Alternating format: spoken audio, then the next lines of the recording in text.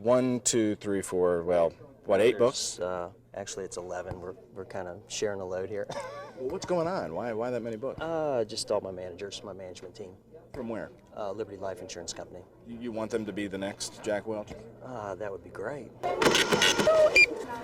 The cash registers were ringing at the earliest book signing in the history of Holly Cook Booksellers, 8 a.m. One for my father, one for my brother, one for me. And the line winding through the store waiting to see a former CEO. No! Jesus! No! They're hoping to hear a little of Jack straight from the gut in person. Enjoying life? His book was scheduled to roll out on September 11th. It was scheduled to be one of Jack Welch's greatest moments. All of a sudden, a book seemed like the silliest thing in the whole world. It meant zero. In a wide-ranging 30-minute interview with us, before he signed about 1,000 books, Welch for the first time admits that he would have sold GE's appliance park in Louisville. You know, I spent 20 years trying to make Louisville competitive. I didn't get there. I didn't make it. I was unsuccessful with all the things we did.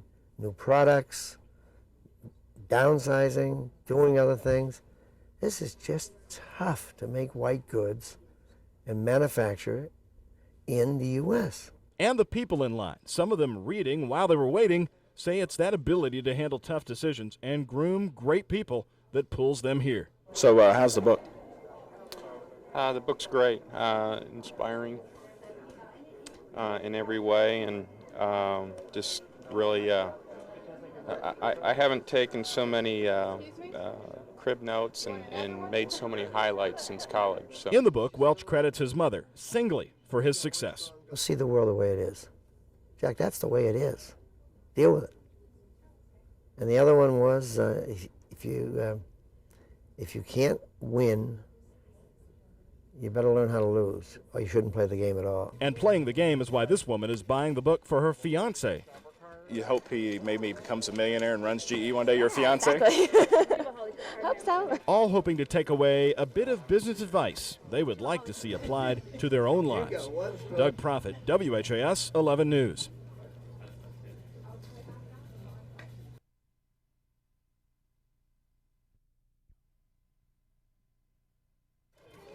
Good morning and welcome to Holly Cook Booksellers. They lined up before 8 a.m. One for my father, one for my brother, one for me.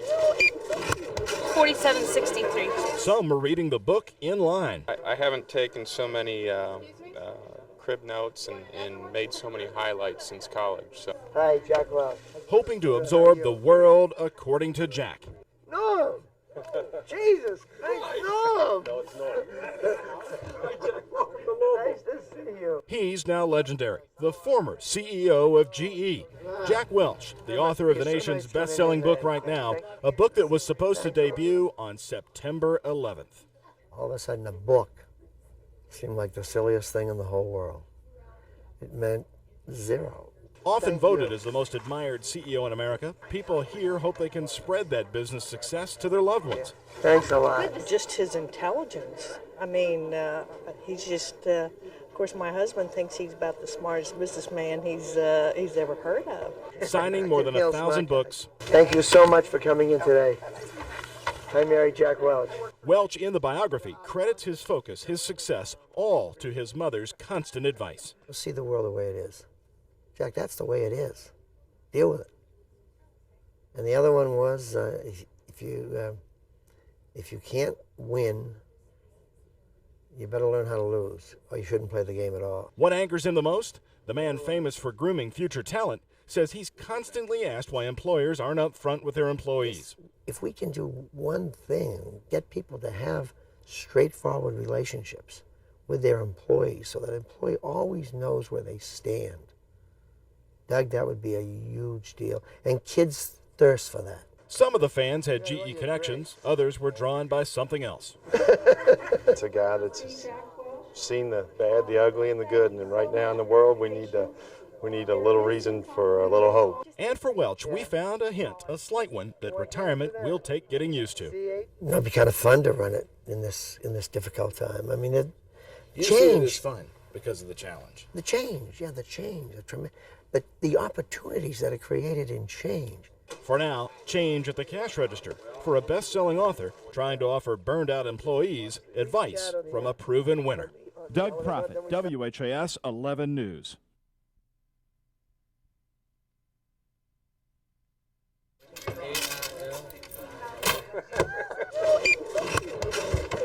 Thanks a lot. His self-confidence and just the way he talks and the way he speaks. Thanks for coming. They lined up, some carrying 2, 3, 4, and more books. We learn a lot from him. Waiting not for a rock star, but a former CEO. Thanks a lot. Great to see you. And they got what they were looking for. Jack, straight from the gut. In my time, I would have gotten rid of it. Okay? In my time. Surprisingly, he's talking about GE's Appliance Park here in Louisville. You know, I spent 20 years trying to make Louisville competitive. I didn't get there. I didn't make it.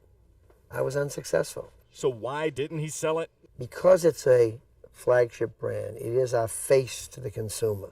And that's why he's here, signing more than 1,000 books in 3 hours.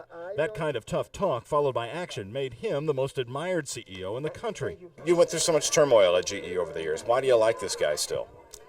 He made a very good retirement for me. He's done really great, and I'm happier than I've ever been with the retirement. So Even through the tough times, you still like this man. Yes, I sure do. And I want to find out all about him in the books. The future of appliances and GE is now in the hands of Welch's hand-picked successor, Jeff Immelt. Are you going to be calling him a lot? No. You won't be involved? Never. You won't say, hey, man, that idea stinks? Oh, Jesus, no. Never once. Everyone here is looking for wisdom to avoid mistakes. So is Louisville's shot at the NBA one of those? He says evaluate where the sport is headed. Television coverage, recognition. You got to have I'll tell you one thing.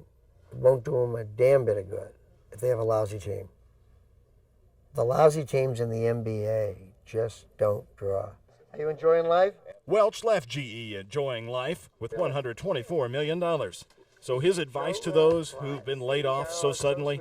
Look, if that happens, you got to get moving. You got to get up off the floor. The ability of everyone in this game is to get back on the horse.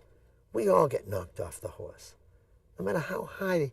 The only thing different about a guy getting laid off at this level and somebody at a very high level getting knocked is the height of the horse. But you got to climb back.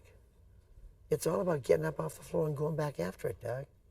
A bit of advice, as always, straight from the gut. Doug Proffitt, WHAS 11 News.